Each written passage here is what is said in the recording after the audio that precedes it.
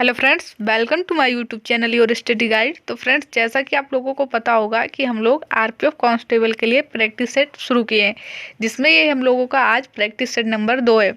और इसमें हम लोगों ने हिस्ट्री, जियोग्राफी, पॉलिटी, साइंस सभी के क्वेश्चन इसमें शामिल किए हैं और ये सारे क्वेश्चन प्रीवियस ईयर में पूछे गए हैं। तो वीडियो को आप लोग लास्ट तक जरूर देखिएगा, बहुत ही इंपॉर्टेंट होने वाला है ये आप लोगों के लिए, क्योंकि सारे क्वेश्चन प्रीवियस ईयर में पूछे गए क्वेश्चन है। तो देखिए, पहला क्वेश्चन क्या है। भारत में सर्वोच्च न्यायालय का उद्घाटन किस तिथि को हुआ था। अब देखिए, सिंपली सब लोग क्या याद कर लेते हैं कि सर्वोच्च न्यायालय अस्तित्व में कब आया।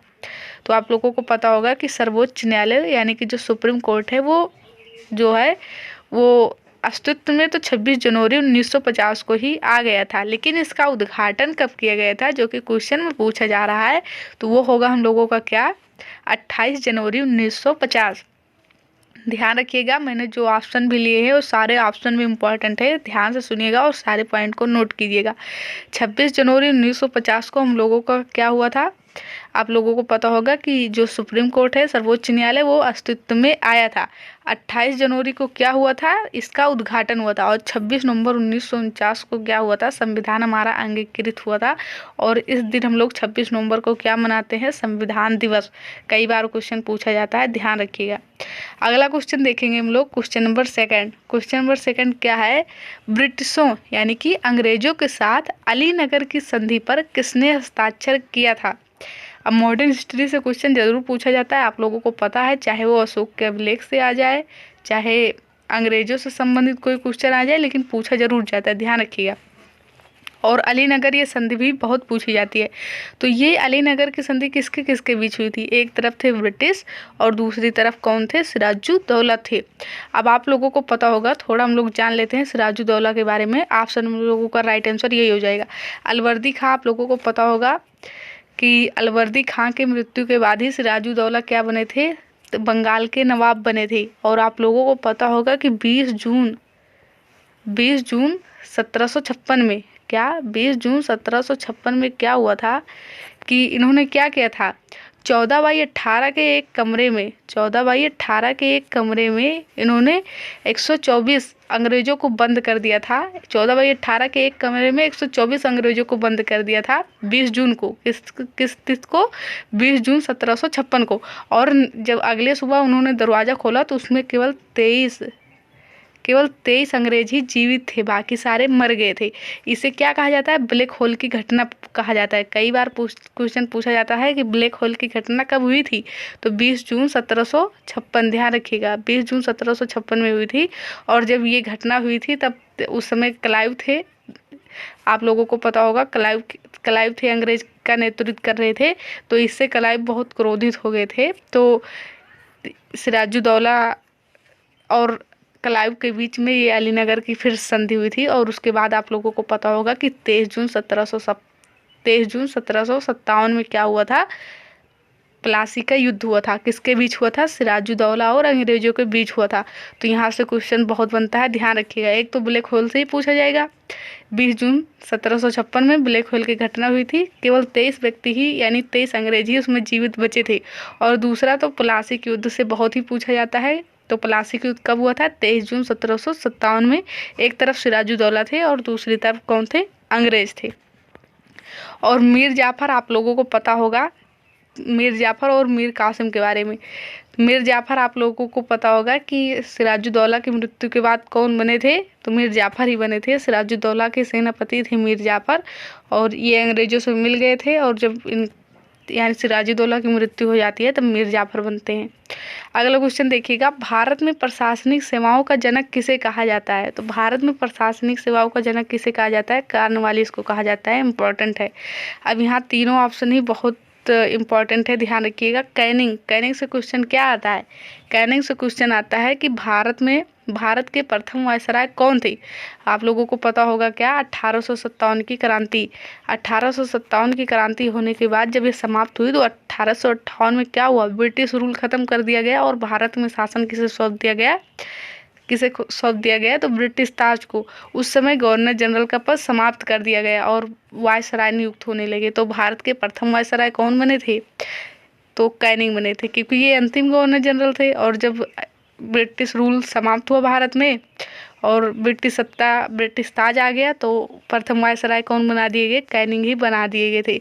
और डलहौजी, आप लोगों को पता होगा कि हड़प नीति, डलहौजी की हड़प नीति बहुत पूछा जाता है कि हड़प नीति किसने चलाई थी? तो डलहौजी ने चलाई थी, ध्यान रखिएगा। आगे देखेंगे हम लोग क्वेश्चन नंबर 4। क्वेश्चन नंबर 4 क्या है? जीएसटी परिषद की स्थापना किस अनुच्छेद में है? बहुत पूछा जाने वाला क्वेश्चन, बहुत ही मोस्ट इंपॉर्टेंट क्वेश्चन है, ध्यान रखिएगा। जीएसटी परिषद की स्थापना किस अनुच्छेद में है? पहला तो ये पूछा जाता है कॉन्स्टिट्यूशन अमेंडमेंट, कौन सा ये अमेंडमेंट है? ध्यान रखिएगा 101वां। क्या ध्यान रखेंगे आप लोग? 101वां संविधान संशोधन कॉन्स्टिट्यूशन अमेंडमेंट है, 101। बहुत पूछा जाता है, ध्यान रखिएगा। कौन सा संविधान संशोधन है? 101वां संविधान संशोधन के तहत इसकी स्थापना की गई थी। किस अनुच्छेद में? अनुच्छेद 289 ए में या आ में, ध्यान रखिएगा। और अनुच्छेद 124 में क्या है? तो सुप्रीम कोर्ट के बारे में कहा गया, सुप्रीम कोर्ट का गठन है 124 में। अब जीएसटी परिषद की बात आ गई तो ध्यान रखिएगा अनुच्छेद 279 ए में है, कॉन्स्टिट्यूशन अमेंडमेंट 101वां है। और दूसरा क्वेश्चन ध्यान रखिएगा कि जीएसटी परिषद के हेड या अध्यक्ष कौन होते हैं? जीएसटी परिषद के हेड कौन होते हैं? तो वित्त मंत्री होते हैं, केंद्रीय वित्त मंत्री जो होते हैं, केंद्रीय वित्त मंत्री प्रदेश सभापति जो होते हैं उस समय, वही जीएसटी परिषद के क्या होते हैं? हेड। और इस समय कौन है? निर्मला सीतारमण, नाम ध्यान रखिएगा, पूछा जा सकता है। अगला क्वेश्चन देखिए, क्वेश्चन नंबर 5 क्या है? क्वेश्चन नंबर 5 है संविधान की व्याख्या करने की शक्ति किसके पास है? तो संविधान की व्याख्या करने की शक्ति किसके पास है? देखिए यहाँ पर ऑप्शन क्या है? केवल सुप्रीम कोर्ट, केवल सर्वोच्च न्यायालय के पास, सर्वोच्च न्यायालय और उच्च न्यायालय दोनों के पास, केवल उच्च न्यायालय के पास या संसद के पास? तो राइट आंसर हम लोगों का क्या हो जाएगा?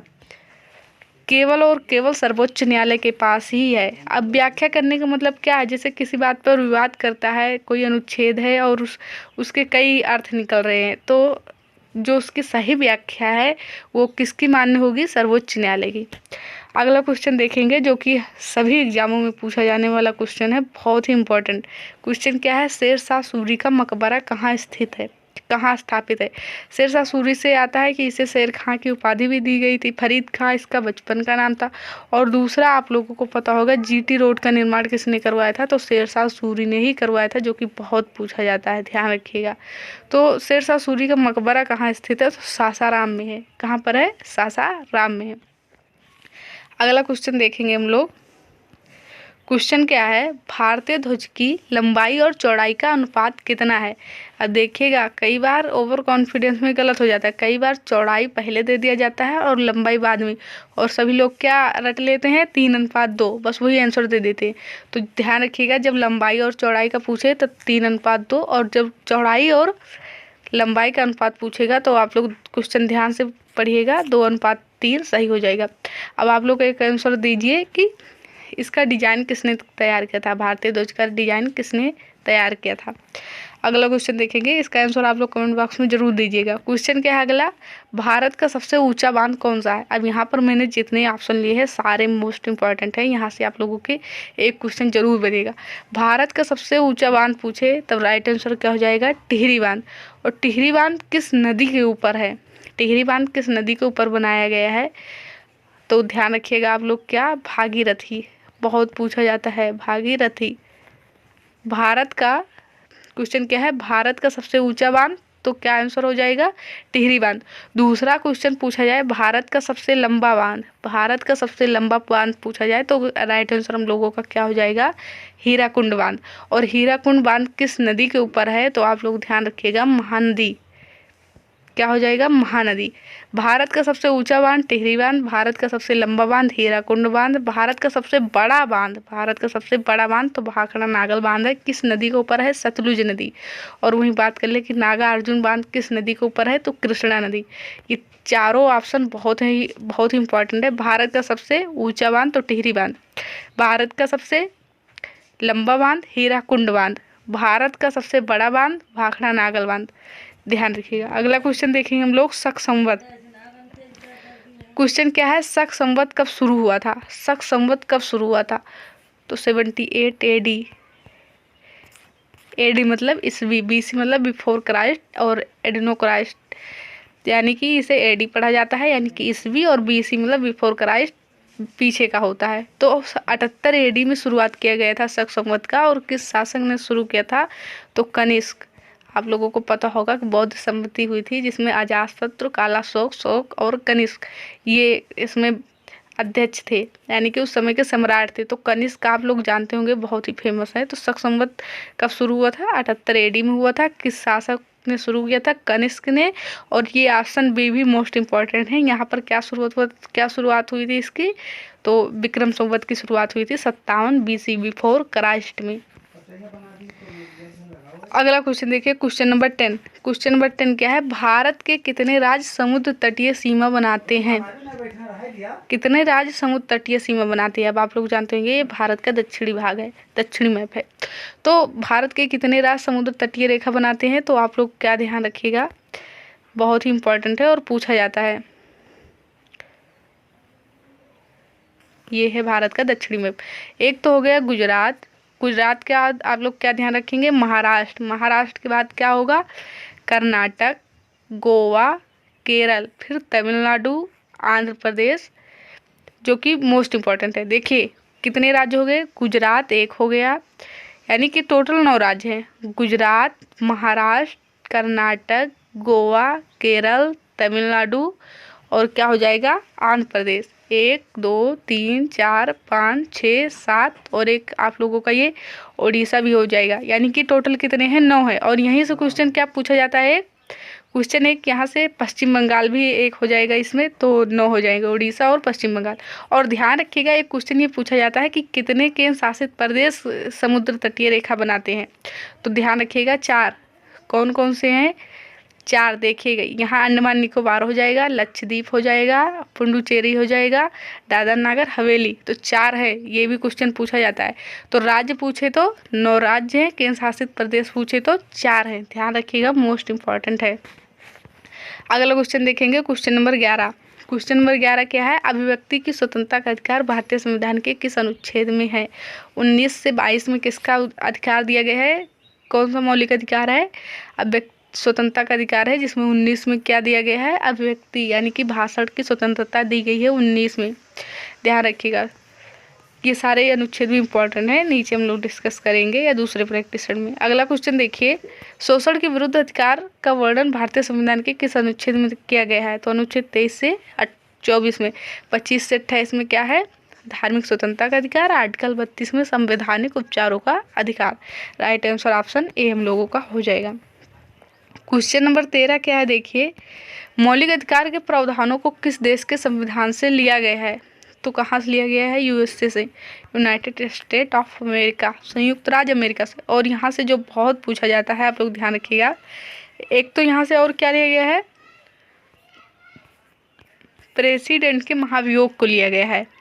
दूसरा, उपराष्ट्रपति के निर्वाचन, उपराष्ट्रपति की नियुक्ति कहाँ से ली गई है? ये भी कहाँ से ली गई है? यूएसए से। दूसरा, सुप्रीम कोर्ट और हाई कोर्ट, सुप्रीम कोर्ट और हाई कोर्ट के जो जज होते हैं उनको उनके पद से हटाने की विधि भी कहाँ से ली गई है? संयुक्त राज्य अमेरिका से ही ली गई है। तो बहुत पूछा जाता है, ध्यान रखिएगा। अब आप लोगों को अगर पता होगा कि इम्पीचमेंट कैसे होता है सुप्रीम कोर्ट और हाई कोर्ट के, तो आप लोग आसानी से उत्तर दे पाएंगे, क्योंकि वो बिल्कुल किस तरह होता है? राष्ट्रपति की तरह ही होता है। और राष्ट्रपति के महाभियोग का वर्णन किस अनुच्छेद में किया गया है? इसका आंसर आप लोग कहाँ देंगे? कमेंट बॉक्स में। अगला क्वेश्चन देखेंगे हम लोग, अगला क्वेश्चन देखेंगे, क्वेश्चन नंबर 14। क्वेश्चन नंबर 14 क्या है? देखिए, डॉक्टर भीमराव अंबेडकर ने किसे संविधान की आत्मा कहा है? तो आर्टिकल 32 संवैधानिक उपचारों के अधिकार को कहा है। वैसे तो संविधान की आत्मा किसे कहा जाता है? प्रियम्बल, प्रस्तावना को कहा जाता है, लेकिन जब ऐसे दे दिया जाए कि डॉक्टर BR अम्बेडकर जी ने किसे कहा है, तब आप लोग आंसर क्या दे देंगे? संवैधानिक उपचारों के अधिकार को। अगला क्वेश्चन देखिए, अनुच्छेद 50 में किसका वर्णन है? अनुच्छेद आर्टिकल 50 में किसका वर्णन किया गया है? तो 50 ध्यान रखिएगा, 50-50 मतलब क्या होता है? 50-50 कर देना मतलब बांट देना। तो कार्यपालिका और न्यायपालिका की शक्तियों को कार्यपालिका और न्यायपालिका के अलगाव, सेपरेट की बात की गई है। अगला क्वेश्चन देखेंगे हम लोग, क्वेश्चन नंबर 16। क्वेश्चन नंबर 16 ध्यान से पढ़िएगा। संविधान में कुल कितने मौलिक अधिकार दिए गए?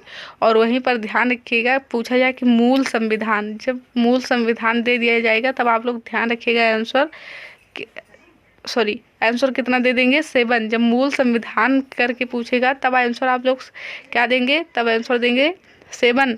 लेकिन ऐसे पूछे कि संविधान में कुल कितने मौलिक अधिकार का वर्णन किया गया है, तब आप लोग क्या आंसर देंगे? आंसर क्या देंगे आप लोग? आंसर देंगे 6। संविधान में कुल कितने मौलिक अधिकार दिए गए हैं, तो आंसर क्या हो जाएगा? 6। अगला क्वेश्चन देखेंगे, क्वेश्चन नंबर 17। क्वेश्चन नंबर 17 क्या है? किस अनुच्छेद के तहत सुप्रीम कोर्ट जारी कर सकता है? तो आर्टिकल 32। आर्टिकल 32 राइट आंसर क्या हो जाएगा? आर्टिकल 32। किस अनुच्छेद के तहत सुप्रीम कोर्ट रिट जारी कर सकता है? तो आर्टिकल 32। और आर्टिकल 226 के तहत हाई कोर्ट रिट जारी कर सकता है। और ये रिट जारी क्या होता है? आप लोगों को पता होगा कि सुप्रीम कोर्ट 5 रिट जारी करता है अनुच्छेद 32 के तहत। ये आपके मौलिक अधिकारों का उल्लंघन या हनन होता है, तो आप आर्टिकल 32 के तहत सीधा सुप्रीम कोर्ट जाकर अपनी याचिका दायर कर सकते हैं। और सुप्रीम कोर्ट क्या करेगा? 5 रिट जारी करेगा और आपके मौलिक अधिकारों को दिलाएगा। क्वेश्चन नंबर 19 देखिए, शक्ति का मात्रक क्या है? ऑप्शन देखिए, शक्ति का मात्रक क्या है? वाट, न्यूटन, प्रकाश वर्ष या पास्कल? वाट राइट आंसर हो जाएगा हम लोगों का। न्यूटन बल का मात्रक होता है, और डिस्टेंस दूरी का मात्रक क्या होता है? प्रकाश वर्ष। और दाब का मात्रक क्या होता है? पास्कल। तो ये चारों यूनिट ध्यान रखेंगे आप लोग। और ये आज का लास्ट क्वेश्चन आज का लास्ट है। भारत आने वाला प्रथम चीनी यात्री कौन था? ह्यूनसांग, फायान, मेगास्थनीज या इनमें से कोई नहीं? तो ये हम लोगों का क्वेश्चन ऑफ द डे है। ये आप लोगों का होमवर्क, लास्ट क्वेश्चन हम लोगों का होमवर्क रहेगा। तो इसका आंसर भी आप लोग किस में देंगे? कमेंट बॉक्स में। तो आज मैंने आप लोगों को केवल 3 क्वेश्चन दिया है कमेंट बॉक्स में बताने के लिए। एक क्वेश्चन ये हो गया कि भारत आने वाला प्रथम चीनी यात्री कौन था।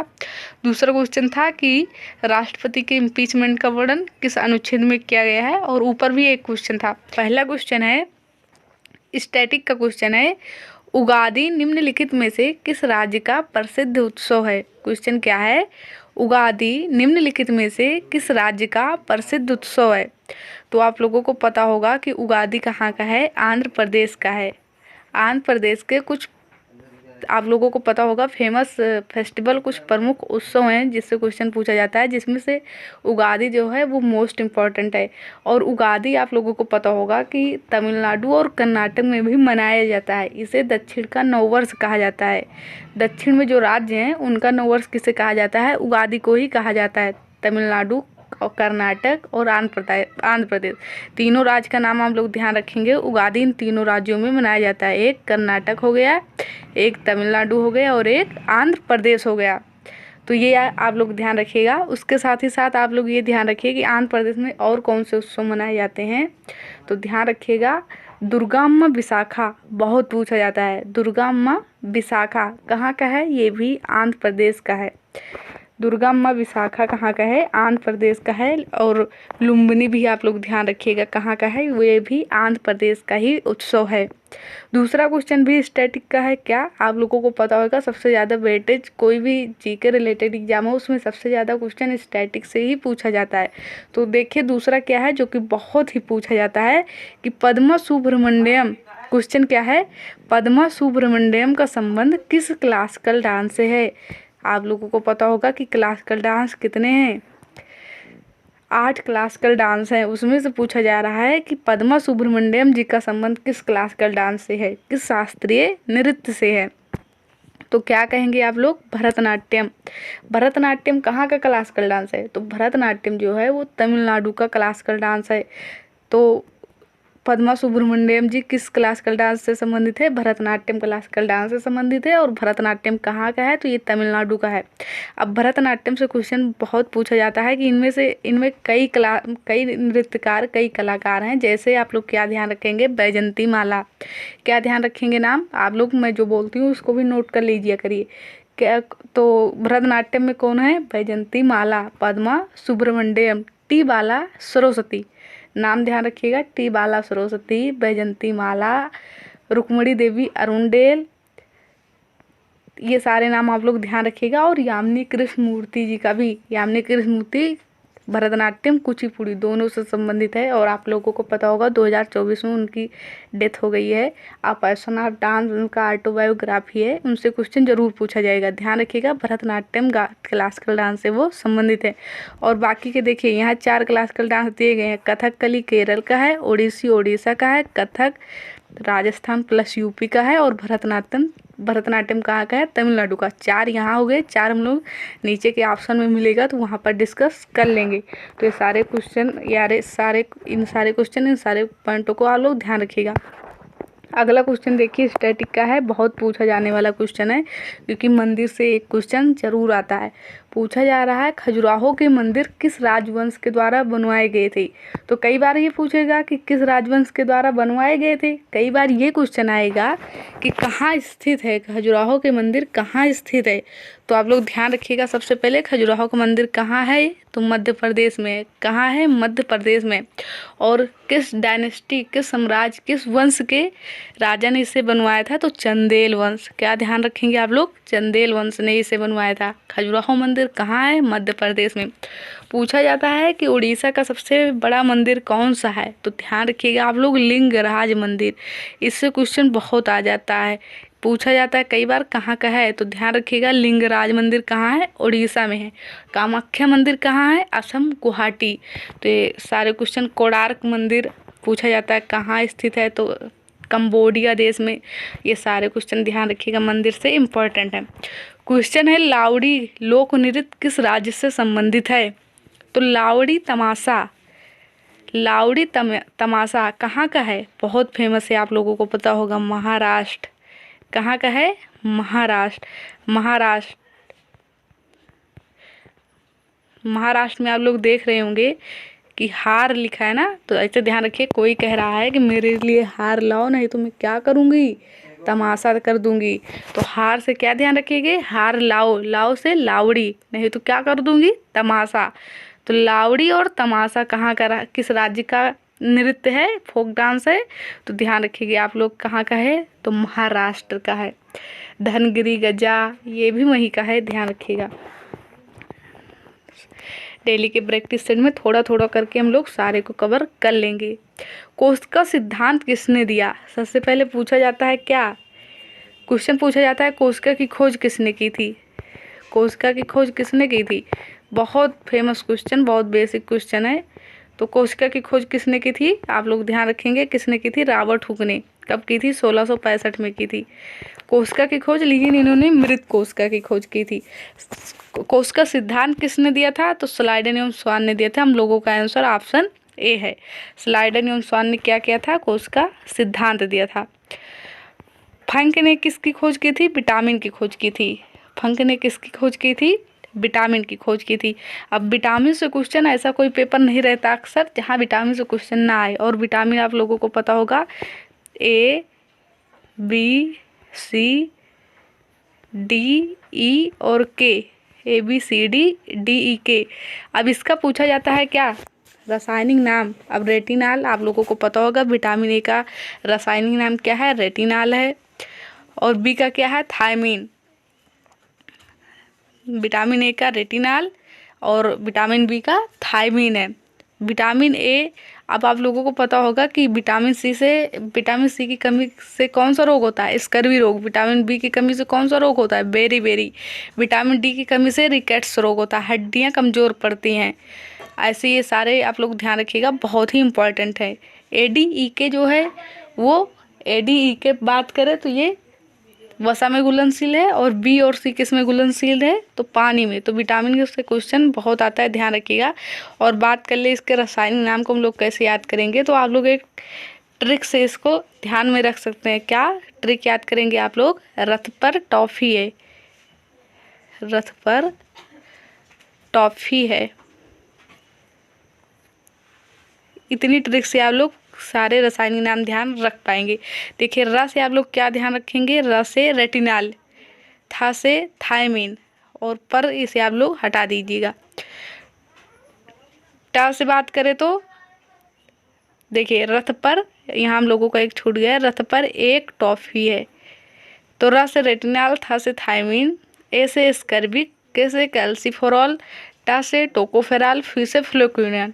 तो पहला यहाँ पर ए, फिर बी, फिर सी, फिर डी, फिर ई और फिर के। तो विटामिन ए का रेटिनॉल, विटामिन बी का थायमीन, विटामिन सी का स्कर्बिक, विटामिन सी का क्या हो जाएगा कैल्सिफेरॉल, विटामिन, यहाँ पर आप लोगों को कन्फ्यूजन हो गया होगा। नीचे में आप लोगों को इसको खाली पेज में सिंपल तरीके से बताऊंगी। पहले हम लोग ये क्वेश्चन देखते हैं। माइक्रोलिथ का प्रयोग प्रारंभिक मानव द्वारा किया जाता था। तो माइक्रोलिथ का प्रयोग पत्थर के औजार के लिए किया जाता था, आप लोगों को पता होगा, सिंपल सा क्वेश्चन है। अगला क्वेश्चन देखेंगे, क्वेश्चन नंबर 7। क्वेश्चन नंबर 7 क्या है? सिंधु नदी को लगभग 2500 साल पहले ईरानी और यूनानी लोग किस नाम से बुलाते थे? तो किस नाम से बुलाते थे आप लोगों को पता होगा, बिपाशा के नाम से बुलाते थे। सॉरी, किस नाम से बुलाते थे? सिंधु नदी को हिंदोस, क्या कहते थे वो लोग? हिंदोस कहते थे। ऑप्शन बी हम लोगों का राइट आंसर है। आगे क्वेश्चन देखेंगे हम लोग। सिंधु नदी को लोग क्या कहते थे? हिंदोस। उन लोगों के अंग्रेजी की जो वर्णमाला थी उसमें एस अक्षर को वो लोग क्या पढ़ते थे? हा पढ़ते थे, उनमें एस अक्षर नहीं था, तो इसलिए वो लोग क्या कहते थे? हिंदोस। अगला क्वेश्चन देखिए, बहुत सिंपल सा क्वेश्चन है। क्या है क्वेश्चन? वास्को डी गामा ने भारत की खोज कब की? तो 1498 में कब की थी? कब? 1498 में। भारत की खोज किसने की थी? वास्को डी गामा ने 1498। और वहीं पूछे कि अमेरिका की खोज किसने की थी? तो 1492 ईस्वी में किसने की थी? कोलंबस। हालांकि वो निकले थे भारत की खोज के लिए, लेकिन वो भारत न पहुंच गए थे कहाँ? अमेरिका। तो अमेरिका की खोज कोलंबस ने की 1492, भारत की खोज वास्को डी गामा ने 1498। वेटिंग फॉर अ वीजा पुस्तक बहुत ही फेमस है, किसकी है? तो किसकी है waiting for a visa? Doctor BR Ambedkar ji की है। और मूक नायक पुस्तक भी इन्हीं की है, मूक नायक, ध्यान रखिएगा। अगला क्वेश्चन देखेंगे हम लोग। क्वेश्चन है, जनसंख्या भूगोल निम्नलिखित में से किसकी एक शाखा है? जनसंख्या भूगोल निम्नलिखित में से किसकी एक शाखा है? तो मानव भूगोल की है। जनसंख्या भूगोल मानव भूगोल की ही एक शाखा है। क्वेश्चन नंबर 11 क्या है? देखिए, क्वेश्चन नंबर 11 है, निम्नलिखित में से किस ग्रह का कोई चंद्रमा नहीं है? तो ध्यान रखिएगा आप लोग, क्या? मरकरी और वीनस, मरकरी और वीनस, बुध और शुक्र के कोई भी चंद्रमा या कोई भी उपग्रह नहीं है। तो यहाँ पर ऑप्शन क्या है? शनि। तो शनि ग्रह के, सॉरी शुक्र, ऑप्शन बी हम लोगों को देखिए, मरकरी और वीनस, यानी कि बुध और शुक्र ग्रह कोई भी नहीं है, तो शुक्र यहाँ पर ऑप्शन में है, तो राइट आंसर हो जाएगा हम लोगों का। अगला क्वेश्चन देखिए, क्वेश्चन नंबर 12। क्वेश्चन नंबर 12 क्या है? निम्नलिखित में से किस टीम ने 1975 में पहला क्रिकेट विश्व कप जीता था? तो वेस्ट इंडीज ने जीता था। पहला वर्ल्ड कप कब हुआ था? 1975 में। और किस टीम ने जीता था? तो वेस्ट इंडीज ने जीता था। अब नेशनल पार्क से भी क्वेश्चन पूछा जाता है, आप लोगों को पता ही होगा कि नामदफा नेशनल पार्क किस राज्य में स्थित है? तो नामदफा नेशनल पार्क किस राज्य में है? अरुणाचल प्रदेश। मैंने कई बार आप लोगों को बताया है कि अरुण और आंचल, आंचल ने अरुण से क्या कहा? मेरी जिंदगी से तेरा नाम क्या हो गया? दफा हो गया। तो नाम दफा आप लोग कैसे ध्यान रखेंगे? कहाँ का है? अरुणाचल प्रदेश का। पन्ना नेशनल पार्क कई बार पूछा गया है, कहाँ का है? तो आप लोग क्या ध्यान रखेंगे? पन्ना नेशनल पार्क कहाँ का है? मध्य प्रदेश का।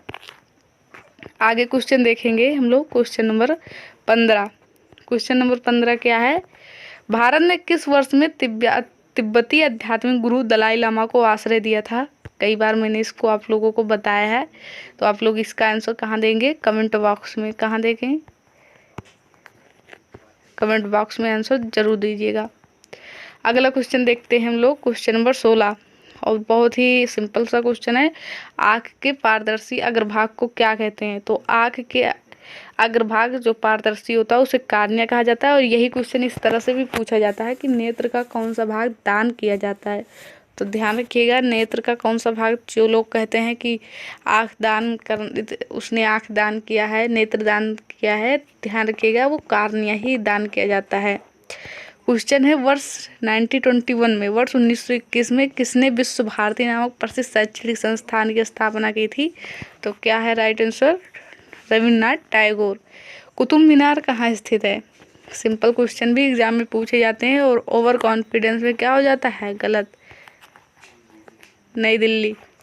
कुतुब मीनार कहाँ स्थित है, दिल्ली में, ध्यान रखिएगा। कहाँ स्थित है, दिल्ली में। अगला क्वेश्चन देखिए, द गाइड के लेखक कौन है, आर के नारायण जी हैं, आर के नारायण। अब यहाँ से आप लोग थोड़ा क्वेश्चन ध्यान रखिएगा। सचिन तेंदुलकर जी की ऑटोबायोग्राफी क्या नाम है, playing it my way. Sourav Ganguly ji की पुस्तक का ऑटोबायोग्राफी क्या नाम है, a century is not enough. Milkha Singh की बात करें, इनकी पुस्तक का क्या नाम है, the race of my life. बात करें हम लोग क्या, युवराज सिंह की, तो इनकी ऑटोबायोग्राफी का क्या नाम है, the test of my life, the test of my life. बात करें सानिया मिर्जा जी की ऑटोबायोग्राफी का क्या नाम है, एस अगेंस्ट आर्ट्स। क्या है, एस अगेंस्ट आर्ट्स। उसके बाद हम लोग बात करें तो इतनी पुस्तक का नाम आप लोग ध्यान रखिएगा। सचिन तेंदुलकर, प्लेइंग क्या, सौरभ गांगुली जी की the race of my life, playing it my way, Sachin Tendulkar. बात करें Milkha Singh, the race of my life, Yuvraj Singh, the test of my life, और Sania Mirza, ace against odds. आगे हम लोग देखेंगे बिहू। बिहू, बिहू कहाँ का है, बिहू कहाँ का है, असम का, आसाम बहु आई। यहाँ कैसे ध्यान रखेंगे, आसाम बिहू आई। उसने क्या किया, नाक में दम कर दिया। तो मी द मीफी बहुत पूछा जाता है कहाँ का है, तो ध्यान रखिएगा। आसाम बहु आई, उन्होंने क्या किया, नाक में दम कर दिया। तो बिहू और मेदम मेफी। और दहिंग पटकाई भी असम का ही है, और दहिंग पटकाई नेशनल पार्क भी असम में है, ये भी ध्यान रखिएगा। मनुष्य का सामान्य तापक्रम 37 डिग्री सेल्सियस 98.6 फ़ारेनहाइट, दोनों आंसर ठीक है। और 310 केल्विन, उपयुक्त सभी अलग अलग यूनिट में दिया जाएगा, ये ध्यान रखिएगा। 37 डिग्री सेल्सियस 98.6 फ़ारेनहाइट, 300 के केल्विन, दोनों ध्यान रखिएगा। क्वेश्चन देखिए, मनुष्य के मस्तिष्क का सबसे बड़ा भाग परमस्तिष्क होता है, ये भी ध्यान रखिएगा। और ये हम लोगों का आज का लास्ट क्वेश्चन था। तो लास्ट पर हम लोगों ने देखा था विटामिन, हम लोग देख रहे थे विटामिन। तो विटामिन की खोज किसने की थी, फंग ने की थी, पहला क्वेश्चन, तो यही ध्यान रखिएगा। विटामिन बी और सी की बात करें तो ये क्या है, ये पानी में घुलनशील है, कैसे ध्यान रखिएगा, बी सी से ध्यान रखिएगा, भैंस, बी सी से भैंस, तो भैंस गई पानी में, तो बी सी से हो जाएगा, ये पानी में घुलनशील है। और बात करें ए डी ई के, ए डी ए के, ये किस में घुलनशील है, तो ये ध्यान रखिएगा आप लोग, ए डी के किस में घुलनशील है, तो ये वसा में घुलनशील है। अब बात कर ले हम लोग क्या, हम लोग बात कर रहे थे इसके रासायनिक नाम की। तो मैंने ट्रिक आप लोगों को क्या बताई थी, रथ पर एक टॉफी है। ट्रिक क्या थी, रथ पर एक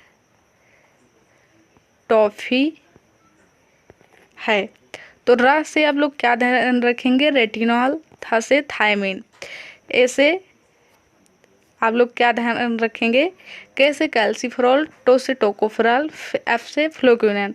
तो देखिए विटामिन ए का रासायनिक नाम आप लोग ध्यान रखेंगे क्या, रेटिनॉल, और विटामिन बी का क्या हो जाएगा, थायमिन। और विटामिन डी का आप लोग सी अभी छोड़ दीजिएगा, ध्यान नहीं आ रहा है। के का क्या हो जाएगा, कैल्सी, ए बी सी, और डी का क्या हो जाएगा, कैल्सीफेरॉल, ई से क्या हो जाएगा, टोकोफेरॉल, और के का क्या हो जाएगा, फ्लोक्विनोन। तो इतना आप लोग ध्यान रखिएगा। आई होप आप लोगों को वीडियो पसंद आया होगा। वीडियो पसंद आया हो तो वीडियो को लाइक करें, चैनल को सब्सक्राइब करें और अपने फ्रेंड के पास शेयर जरूर करें। Thank you for watching this video.